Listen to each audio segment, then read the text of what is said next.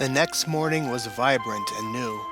A pleasant parade of wind, dew, and sunshine that combined to create a perfect day to begin an adventure.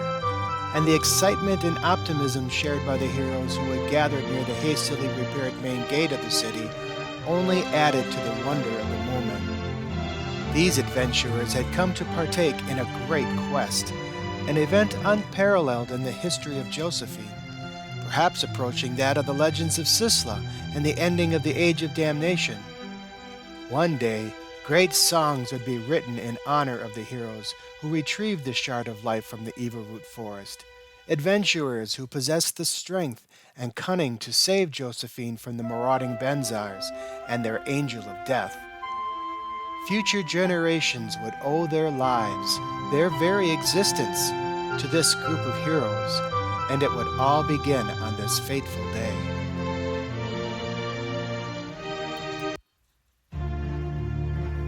Or so Redfern hoped as he made his way toward the entrance to the city and the team already assembled there, followed closely by the translucent Ellen. Here was Eswin, the Denweir, leaning against the wall and using a dense orange stone to sharpen his Sidian sword. Sertan and Ariana, Pesserdins by blood and kin to one another, were sitting on the ground next to Eswin, apparently enjoying a jovial conversation together. Redfern noticed that both of the Pesserdins were now equipped with their Technique bows, and though he personally disapproved of such technology, he recognized their benefits to the party and decided to say nothing about them. The healer priest Senyers was resting on the ground near Eswin, quietly meditating, dressed in simple blue robes that nearly betrayed his high position within the church, while the Gurak Chaos stood about 10 feet from the gate, using the large wooden door as a target for several daggers the sorcerer kept on his person.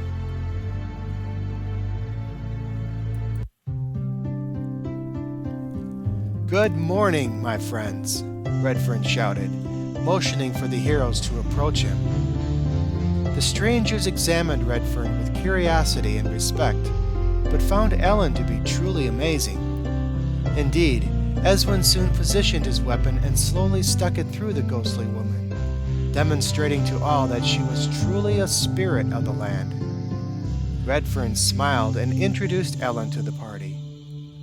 "This is Ellen, a noble Pirapan spirit who has agreed to assist me in the destruction of the Benzars and the return of the Shard to Josephine. She is also my personal friend." The members of the party continued to stare at the translucent woman, surprised and deeply honored that an actual spirit of the land would wish to mingle with mere mortals. As if acting on unspoken responsibility, Senyers stepped to Ellen and bowed deeply in respect for the presumed spirit. "On behalf of the Sislan Church, welcome to our party. May we honor and serve you as well as your presence honors and guides us." My hand-picked heroes. Wait until they meet Ellen. I'm sure they'll think she's a Marigan spirit. Look, Eswin's already testing her. Yes, I think they're already convinced. Our plan is working perfectly. I felt I had met a true Marigan spirit. One who had actually reached attainment and was rewarded with everlasting existence. It was like seeing all my beliefs in Sisla reaffirmed right before my very eyes. I'll never forget that magical moment.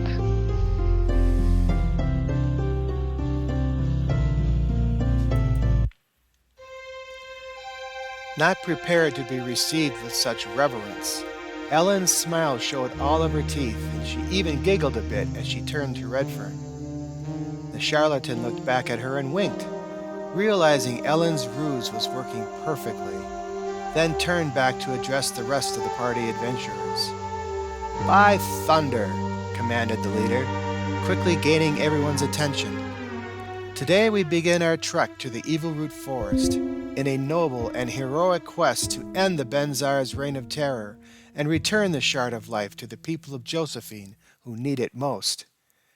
As you all know, this will be far from easy, so I remind you that I am in charge, and that you must obey any order I give immediately and without hesitation.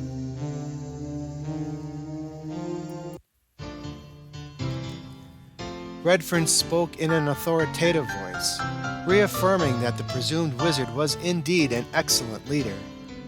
Chaos didn't seem impressed, however, but continued to observe Ellen's every move, deeply intrigued by the stranger.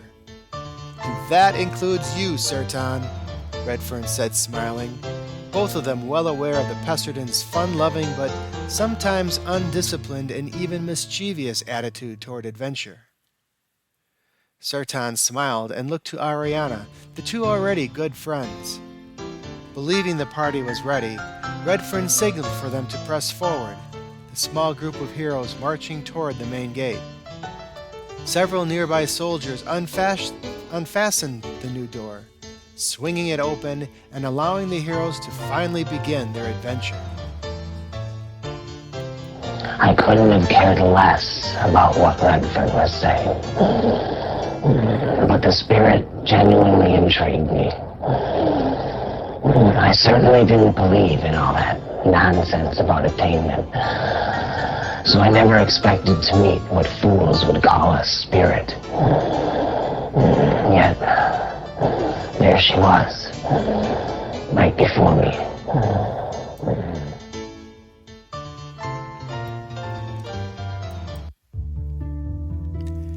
As the door slid away, a bronze-skinned woman was revealed, standing defiantly on the other side, dressed in a gray cloak that hid her slender skin-hide armor underneath. The short woman was quite attractive, with deep blue eyes and curly brown hair that seemed to dance just above her slender shoulders.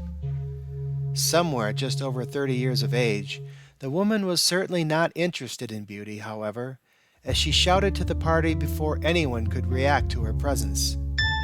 "I wish to speak with the wizard who calls himself Redfern." "That's me," replied the surprised charlatan, stepping forward a bit.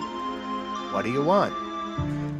The woman scanned the immediate area as if expecting murderous spies to be lurking in every corner. She then approached Redfern as he passed through the main gate of the city. "I am Cartha, dedicated to the ways of Muden. I have come to join your adventuring party." I'm a healer priest, though not very welcome in these parts, I'm afraid. I'm aligned with Muden, a great philosopher who long ago recognized the folly of organized religion and rejected beliefs in Sisla as a goddess in preference of the pursuit of genuine truth and understanding. Unfortunately, there are many, especially the priests of the Sislan Church, who won't see the truth and continue to despise us.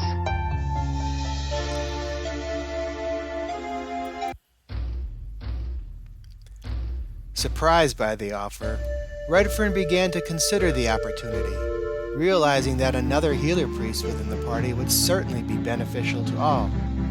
Engrossed with Cartha's presence, however, nobody noticed the sudden fury of Senyers, which was vented toward the charlatan moments later. "Wizard!" cried Senyers with surprising anger. "I demand that this wretched monster be removed from my sight immediately!" Before anyone could respond, Cartha spoke with cold disrespect of her own. "I see you have a Sislan fanatic with you. Very well, for the sake of the quest, I'll tolerate him." "Tolerate me?" cried Senyers, thoroughly insulted by her arrogance. "You're lucky I'm a true healer priest, or I dispatch you here and now." Lucky for her, we healer priests of Sisla take a vow never to harm other living beings. We're not even allowed to carry weapons. Her kind. Her kind is an insult to all that is holy and just, a slap in the face to all Sislans everywhere. And I'd have eagerly destroyed her if I could.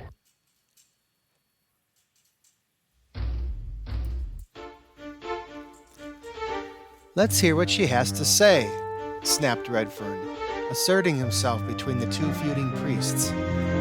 Thank you, Cartha said with a nod, a tone of respect returning to her voice. Now, listen to me, all of you. I've had a dream, a revelation, that your party cannot succeed without me. Like it or not, I must come along with you. Sacrilege! Blasted Seniors, pre-programmed hatred raging through his eyes. How dare you even suggest such a thing?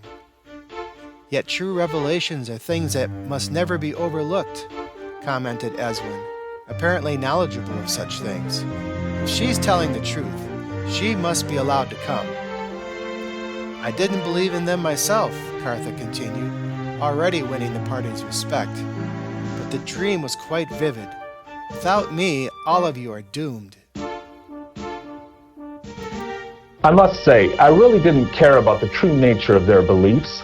A healer priest is a healer priest, and I tend to need their services from time to time. Hey, the more our party could be healed and protected, the better, right?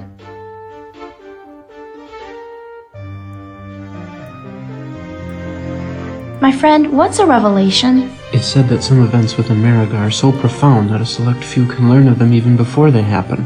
Most believe that Sizzle herself is somehow responsible for them. Strange. What's that? This healer priest, Cartha, she doesn't believe Sizzle ever became a goddess. So why would she even believe in a revelation?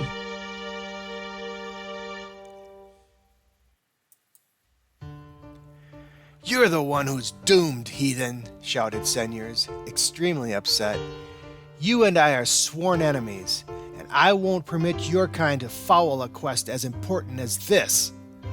The priest was now fuming, exhibiting an intense anger and hatred nobody there could truly understand or appreciate. Now leave our sight before I alert the entire Sislan Church of your demonic presence. Healer priest, began Eswin, turning to Seniors. She appears to mean well. We should at least consider her request. No, we should not, retaliated Seniors. If this heretic is allowed to join us, then I must disband this party, and all of you will have to answer to Gepenor himself. Silence filled the air, everyone stunned by the ultimatum.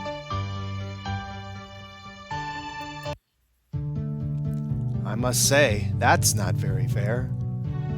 Fair or not, I must do what is right, and the right thing to do is banish this heathen, immediately. Kea stepped toward Redfern, the Gurak truly annoyed by the situation. You're in charge, Redfern. Or are you? Normally the comment would have maddened the charlatan, but Redfern was already thinking about the bitter rivalry he knew existed between the Sislan Church and the followers of Mutin, though he was still quite surprised by the stark animosity displayed before the party. Redfern looked to Seniors, questioning his morality and ethics, but knew he couldn't reject his irrational ultimatum. So the young leader turned back toward Cartha with his regrettable decision. I'm sorry, Healer Priest, but it seems you're not welcome.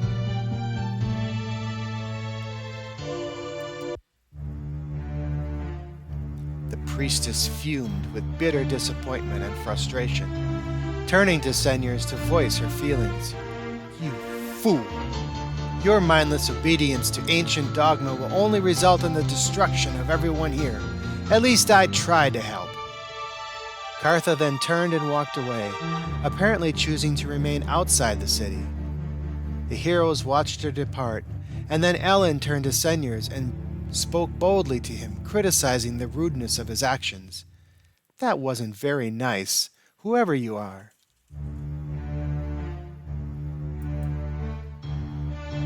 I was so angry. Later, I felt embarrassed for letting my emotions run away from me like that. I just couldn't understand how the Sislan could be so closed-minded. It was as if he were willing to let his entire world be destroyed, just so he could say he didn't at least permit a mutant to help him. What kind of sense does that make? Unbelievable.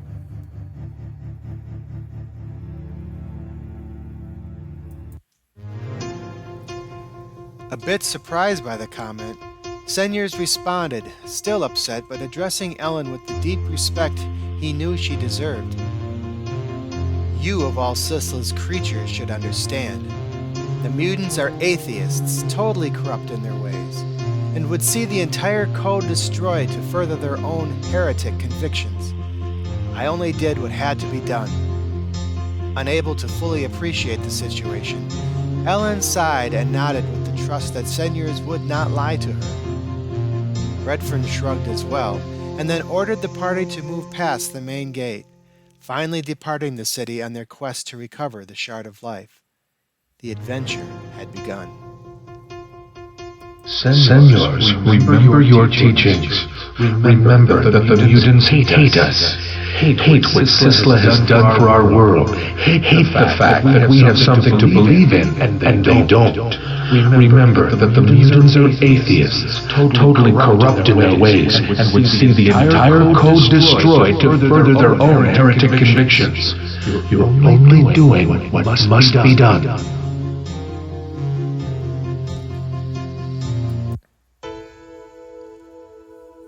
Watching the heroes exit from atop Lord Robert's marble tower, Vel stared ahead blankly as Redfern's party slowly marched into the distance, the old wizard quite convinced that Redfern was leading the adventurers to their doom. A parapet of stone protected the wizard from the wind that tugged at his aging form, but Vel worried little for himself, his thoughts so preoccupied on the problems of Josephine and his own futile efforts to bring peace to the beleaguered capital. Footsteps became audible in the background, and Vel recognized the tired breath of the supreme healer priest even before his own name was called from behind. "Wizard, you up here?" cried Gepenor, reaching the very top of the spiral staircase leading to Vel. The circle representative never even turned to look at the supreme healer priest, spotted him and stepped in his direction, the two nearly 50 feet above the floor of the city below. There they go, led by an apprentice who is not yet reborn. All of them no match for the Angel of Death. I've struggled so hard to help this land, to bring peace to Josephine, and yet this is the best I could do?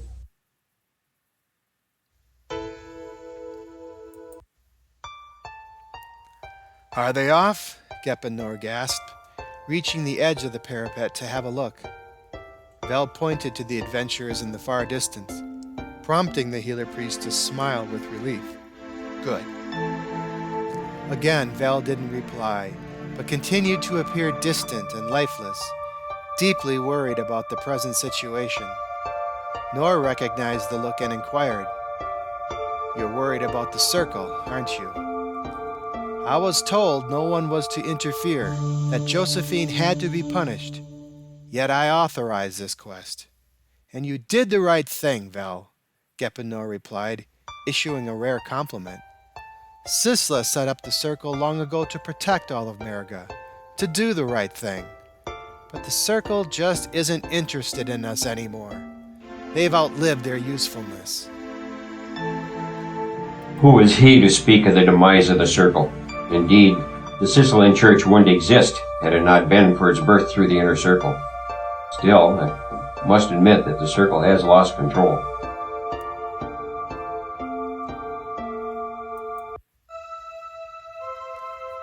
The comment at first angered Vel, but the wizard could not honestly come to the defense of the ultra-conservative government and decided not to respond. Gepenor continued to gaze out past the city, past the horizon, and nearly a minute of silence passed before he commented again. "We're a doomed people without the Shard of Life. Redfern's party must succeed, no matter what the cost." "Even your own life?" replied Vel, now interested in the conversation. The healer priest appeared puzzled. "Of course," he responded. "I would certainly lay down my life to protect Josephine. Any healer priest would. How little you understand me."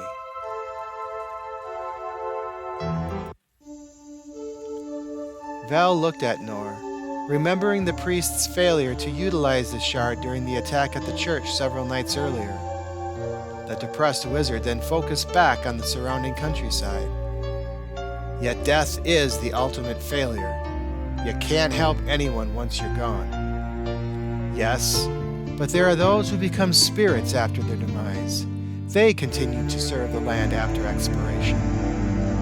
So is that the overall goal in life then? Val asked. To do all you can in the slim hope of achieving spiritual immortality?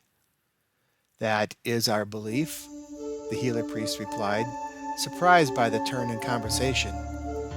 Even if it's not true, it still gives people something to believe in. Val grinned, recognizing a perverse truth in the words of the priest. As a healer priest of the Sislan Church, and as a healer priest of the Sislan Church, I shall forever strive for attainment. I shall forever strive for attainment, So that upon my physical death, so that upon my physical death, I can rejoice with Sisla forever. I can rejoice with Sisla forever.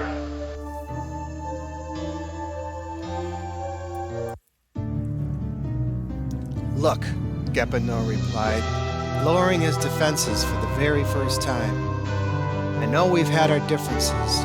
It's hard to me to understand your loyalty to the Circle when so many of us are suffering.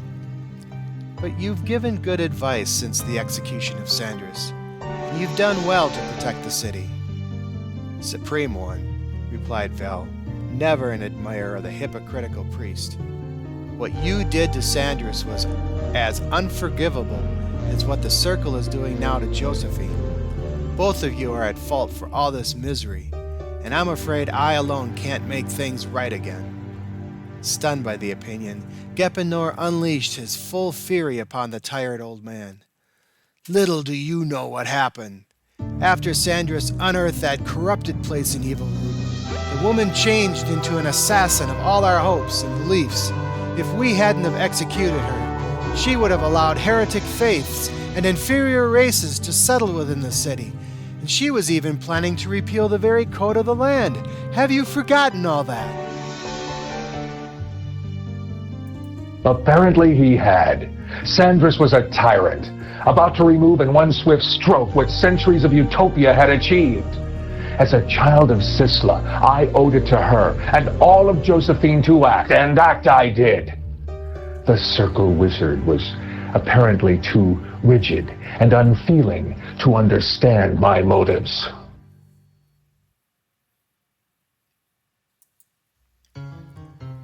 But the Circle never authorized her execution, and she was a member of the Circle itself.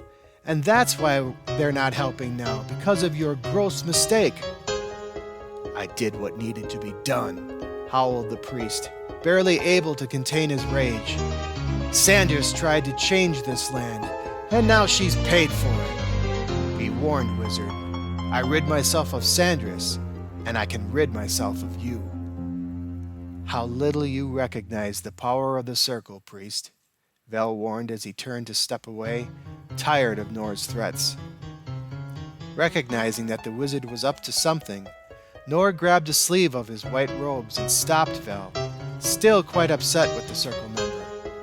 "What are you planning, Wizard?" he demanded with great suspicion. "What are you going to do?"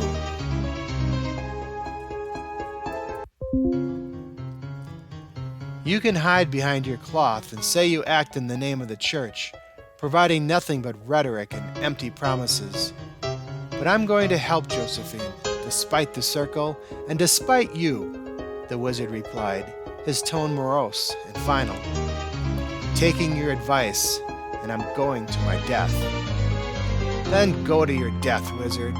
It's the wisest thing you'll ever do."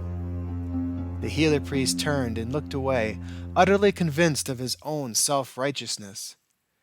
Vel looked at him one last time, a final time, he knew, then descended the stairway and was gone, leaving the overweight priest mired in his own convictions and frustration.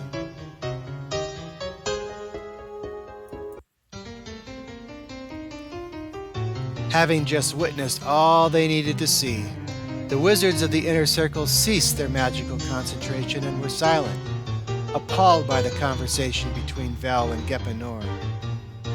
The governmental group believed they now recognized the treachery within Josephine, and quickly decided upon appropriate punishment for those involved. "The Supreme Healer Priest must be destroyed for his actions," began the representative from the Muar, a powerful wizard who strongly believed in the absolute rule of the Circle. "Sandris was once a member of the Circle and did not deserve what happened to her." "But she was a radical," the wizard from the Cyan Desert shouted. "The Healer Priest may have done us all a favor by executing her."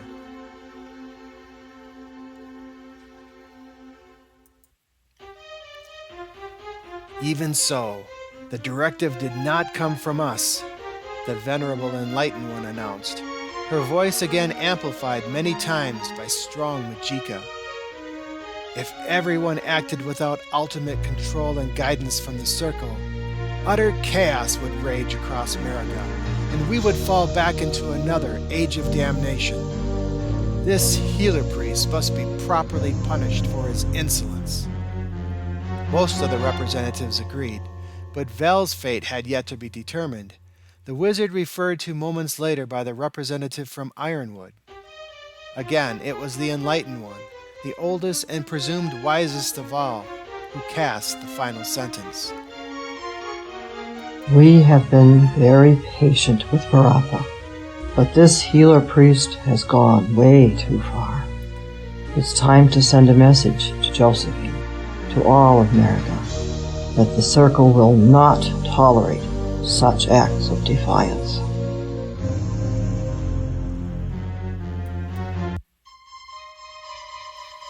Vel was once a trusted member of the Circle, but he has directly disobeyed our orders and has become as corrupt as the Healer Priest.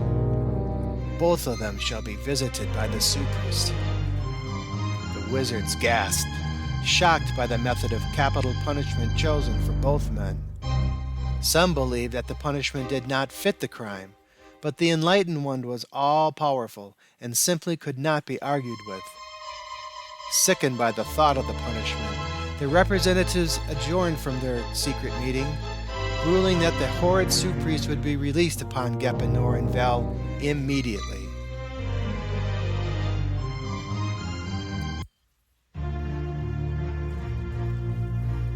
A long but successful day of marching toward the Evilroot forest helped acquaint the adventuring heroes with one another, and gave Redfern a chance to instruct Ellen and introduce her to the Merrigan world. During the trek, the heroes spotted several animals and skyflies, wild creatures of the land and air respectively, but never entered into any hostile situations with them, the intelligent respecting the rights and needs of the non-intelligent. Ellen marveled at several natural wonders during the trip. Beautifully sculpted trees and variegated plants totally alien and unknown in her universe, and a land that rarely saw the passage of humans, Denwirs, Peserdins, or Girax. The first day of the adventure was tiring but pleasant, and the party broke camp that night with high spirits and optimism.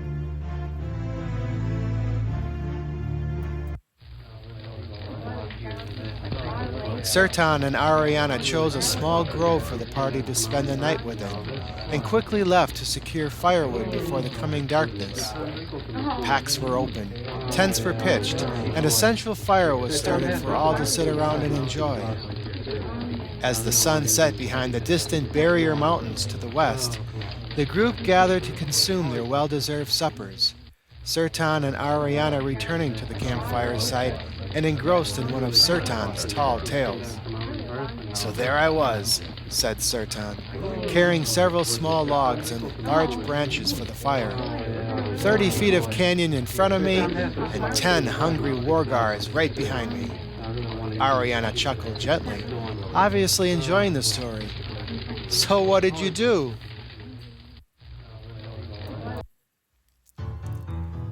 Sertan dropped his load of wood beside the fire, Ariana dropping her bundle a moment later. The two then sat beside the campfire and dug into their packs to enjoy their own meals as Sertan finished the story. "A single tree stood on the other side where my friends were waiting, so I tied my rope to an arrow and shot it across. I must say, it was a perfect shot." "And you got away by climbing the rope across," blurted Ariana shortly before bursting into more laughter. Sertan smiled, cocked his head, and responded, I must say, it was all in a day's adventure. Off being reborn? You mean where I killed my father, but wasn't reborn? And look, Chaos seems to know all this. But how? No, he can't know. Mustn't know. No one must ever know I'm not reborn.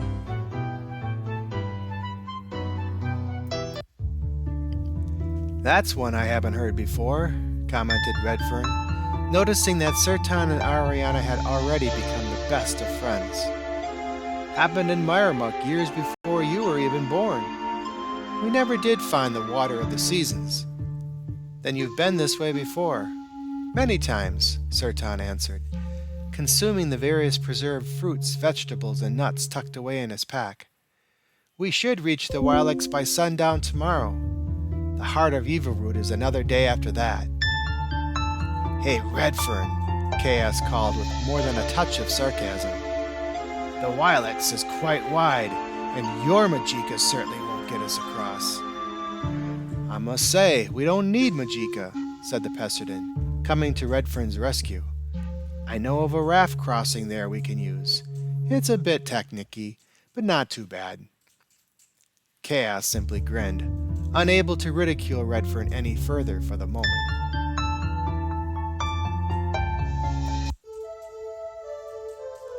Just then the wind picked up, a sudden rush that caught everyone around the fire by surprise. The gust grew into a tight whirlwind, launching the lighter embers of the campfire high into the air and forcing the heroes to grab hold of their packs and food materials. The cool wind intensified, becoming more than just a nuisance. Then extremely cold air struck, an iceberg's breath, numbing the heroes with its icy chill and causing the water vapor in the air to suddenly condense and drench the characters. The sudden downpour saturated the clothes of the party and ruined whatever supper had not been blown away. And then the strange phenomenon ended as quickly as it had begun, leaving the heroes soaked, chilled, and irritated, but otherwise unhurt.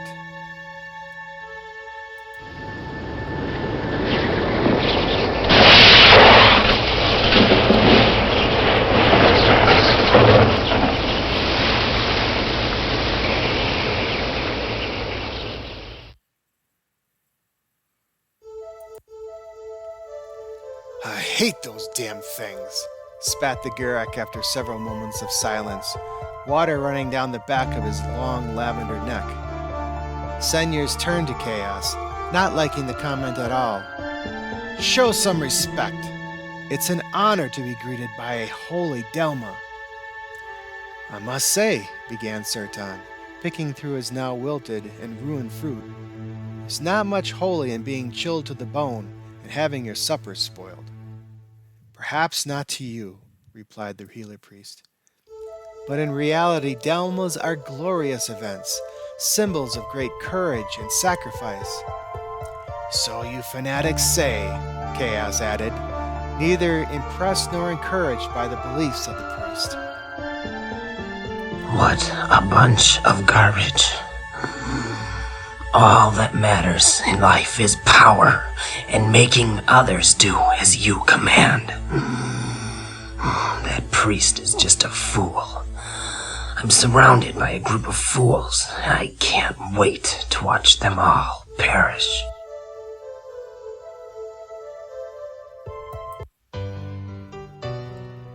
Interpreting the comment as an attack on his religious convictions, Senyers began to explain the spiritual meaning behind the incident. Delmas are the physical manifestations of attainment, proof that a lifetime of honor and personal sacrifice can result in spiritual immortality. Someone of great honor and conviction passed along from flesh to spirit within this glorious place, a triumph of heart and soul, something that happens only to a very few select of us, like Sisla herself. I can only hope that my life may someday end in such tribute to love and sacrifice.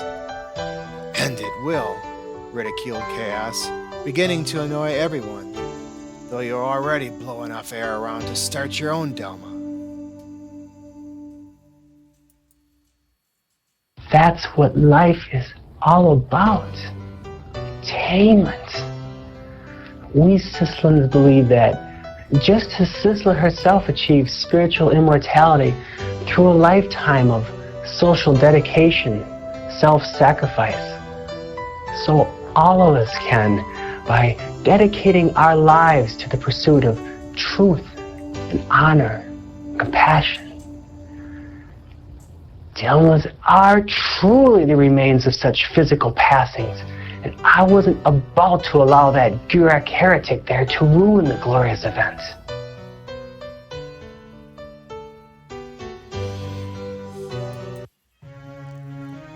Chaos chuckled, amused at his own comment, but Senyers immediately gained his feet and addressed Redfern, his chin held high. Wizard, I am a healer priest of the Sislan Church, an upholder of the code and everything that is honorable and righteous, and I won't tolerate such insolence. See that you do something with this Gurak heathen you've brought with us. And with that, the holy man retreated to his small tent near the edge of the grove, his pompous anger so heavy it nearly left a trail behind him. Unable to do much about the situation, Redfern watched the healer priest walk away, and then turned to Chaos with a modest amount of resentment and anger. He's right, Gurak. We don't need your criticism. I never asked if you wanted it, Chaos replied, his arrogance sickening to the rest of the party.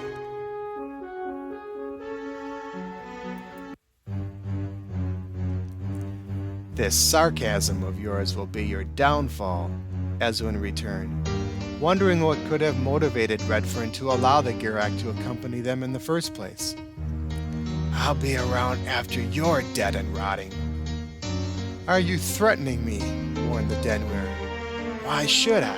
You're no match for my Majika. His eyes widened and sudden terror seized Ezwin, an intense mixture of anger, guilt, and remorse that stiffened every muscle within him. The hero recalled a terrible moment in his life, an event of corruption that caused his heart to pound and his mind to relive the pitiful cries of many tortured souls. The mighty Denwir then examined the curse laid into the palm of his right hand before turning toward Redfern and Chaos, addressing them both as if they were suddenly responsible for all the evil within the entire universe. You sorcerers are all alike, always ready to murder with your fiendish Majika, the Denwir hissed as he stood to leave the area. You should all be destroyed. Sorcerers! All corrupt. They should be destroyed, every one of them. This world would be a far more peaceful place without this Majika stuff. I should one day organize a great army to destroy them all.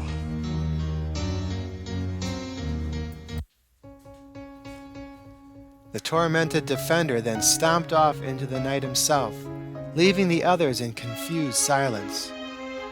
All eyes were now focused upon Chaos, who continued to smirk at his success in chasing away both Senyers and Ezwin. After several long and awkward moments, the Gurak finally stood up and stretched, intent upon leaving the immediate area. Well, Chaos began, we Guraks need our rest too. All of you try to have a good night. The suggestion was cold and callous, and the four remaining heroes were relieved after Chaos left them for the night.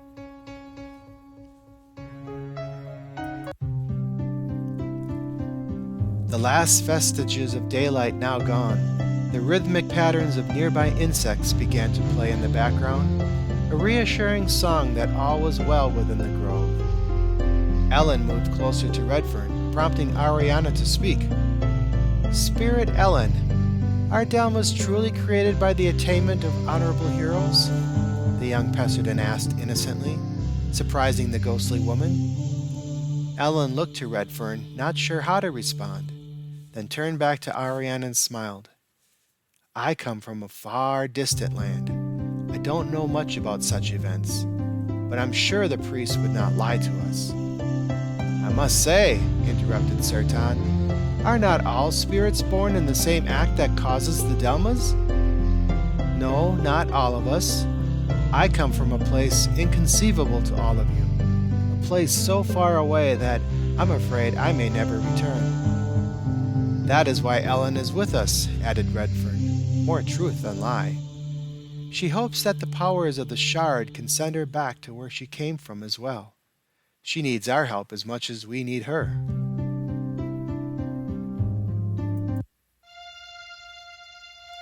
Ellen smiled, continuing to play the part she and Redfern had agreed she would play, though nearly everything she had said so far was true. The traveler then turned back to Ariana and Sertan with a question of her own. And what of you, Ariana? Your race is unknown to me. Where do you come from? I'm a Pessardin, Ariana giggled, looking to Sertan for guidance and approval. Our kind was created by the ancestors of humanity during the Age of Damnation. I must say, we made for excellent soldiers back then, Sertan added. The humans created our race with undying flesh, and were still very difficult to harm and defeat.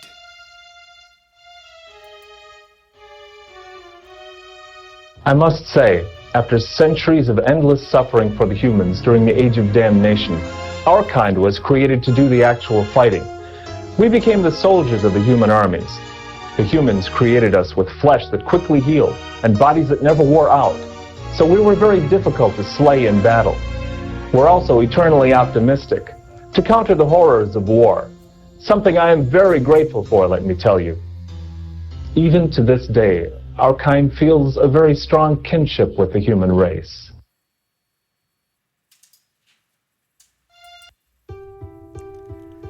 Ariana nodded, and then asked Sertan if he would help her sing an ancient commitment song, a tune once proudly sung by the Pessardin troops as they marched into battle against the corrupts during the Age of Damnation.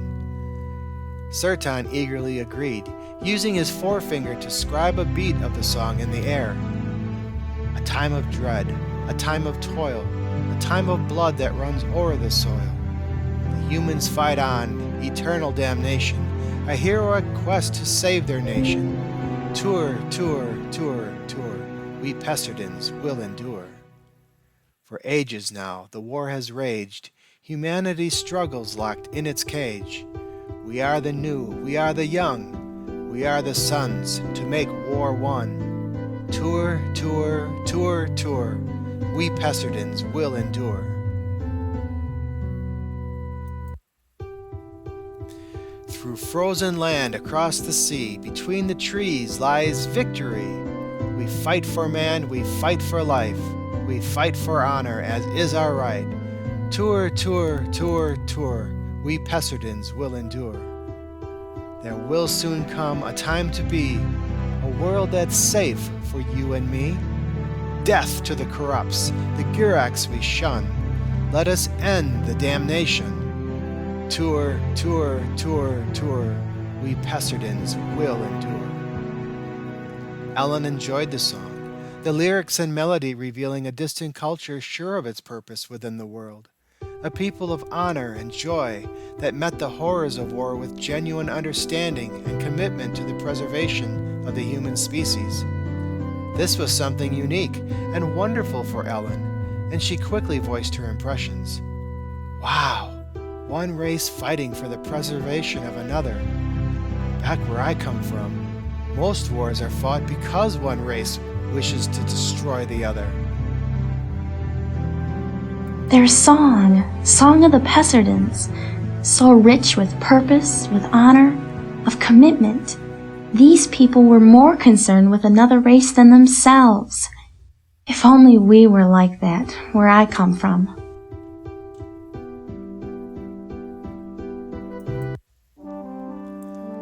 I must say, the Giracs are like that, or at least they once were, Sertan commented. I suspect that even today they'd do away with all of us if they could. That's what the Age of Damnation was all about, Redfern quietly interjected. Certainly not proud of 10 centuries of bloody racial war. The Giracs tried to destroy us, even opening a link to the realm of nightmares for help. It was a terrible time for all noble people of Mariga.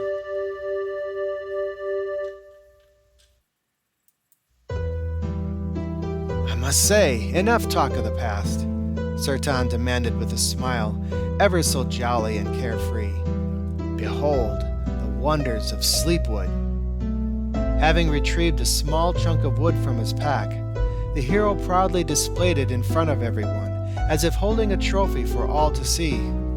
Moments later, the Pesserden tossed the small block into the fire, where tremendous color immediately sprang from within the flames. A soft and pleasant whistle began to emanate from the wood as it burned, surrounding as if a beautiful voice was singing from within the fire. Listening to the strange, wonderful noise, Redfern, Sertan, and Ariana were soon asleep, almost as if by magic. Not feeling the slightest bit tired, even though she had been awake now for nearly 2 days, Ellen watched over her new friends, wondering if she would ever return to the universe from which she came.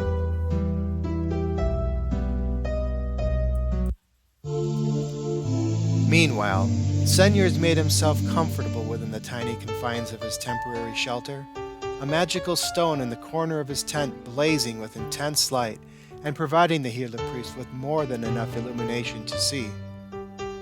Seating himself upon a wool blanket and crossing one leg over the other, the hero grabbed his holy talisman from around his neck and gripped it firmly, about to invoke its stored magicka. Closing his eyes and catching his breath, Senyers quickly summoned and controlled the living energy stored within his talisman, mentally willing the power to make contact with his superior, Gepenor. Moments later, the disembodied image of the Supreme Healer Priest appeared directly before him, hovering over the floor in the middle of the tent. The prayer complete, Senyers let go of his talisman and opened his eyes, ready to engage in a magical conversation with Nor. Senyers, my son, began the Supreme Healer Priest, not surprised that he had been summoned. How goes the adventure? We've made good progress today, but this morning I made contact with a mutant. No, cried Gepenor, outraged. What did the heathen want? Her name was Cartha, and she claimed to have had a revelation that only she could save our party, so she wanted to join us.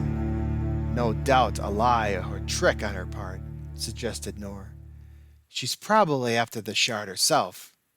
That's what I was thinking, Supreme One. Then be very careful, Senyers. You may encounter her again, and we don't know what evil she's up to. Of course, Senyers replied, taking the advice dearly to heart. Those corrupt atheists, Nor continued. When will they realize that Sisla is the one truth of the world, the only reason for our continued existence? The mutants are a threat to us, Senyers, and our entire way of life. You must be very careful. The spirit of Sisla shall guide and protect me, Senyers replied, his favorite response in such situations. Gepenor nodded his approval. Then Senyers mentally disrupted the spell and let the magicka that linked him to his master slip away. Moments later, the image of Nor was gone, and Senyers reached over and placed the glowing stone back within its light-proof pouch, allowing the surrounding darkness to inundate the tent once more. The priest then lay down to sleep, listening to the insects outside, and deeply curious as to the true reason for Cartha's demand to join the adventuring party. Outrageous!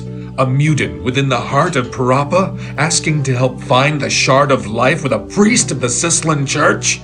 Is nothing sacred anymore? That she lies is obvious.